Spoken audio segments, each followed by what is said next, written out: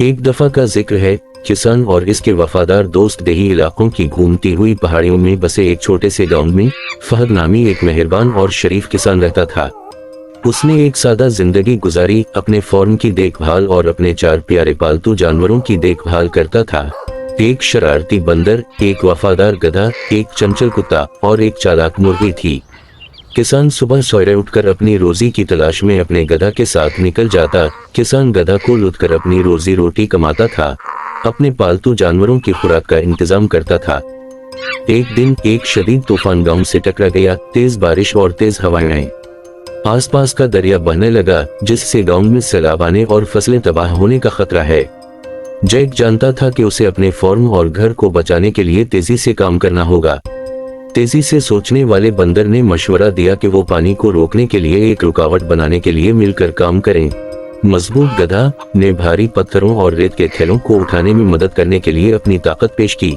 तवानाई से भरपूर कुत्ते ने इस्तेमाल करने के लिए बेहतरीन मवाद को सूंघने के लिए अपनी सूंघने की गहरी हिस्स का इस्तेमाल किया, और होशियार मुर्गी ने अपनी तेज नजर का इस्तेमाल रुकावट में किसी भी कमजोरी को देखने और दूसरों को खबरदार करने के लिए किया।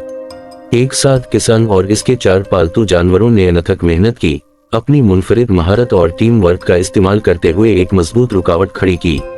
जैसे जैसे दरिया बढ़ता रहा, उनकी मेहनत रंग लाई गई और पानी रोक दिया गया, जिससे गांव को तबाही से बचा लिया गया। गांव वाले फहद और इसके पालतू जानवरों की बहादुरी और चालाकी के लिए बहुत खुश और शुक्रगुजार थे। इस दिन से इन्हें हीरो के तौर पर सराहा गया और उनका रिश्ता और भी मजबूत हुआ। किसान और इसके 4 पालतू जानवर मिलकर काम करते रहे, चैलेंजों का सामना करते हुए और एक खानदान के तौर पर फतह का जश्न मनाते रहे। जैसे जैसे साल गुजरते गए, खेत तरक्की करता गया और गांव खुशहाल होता गया।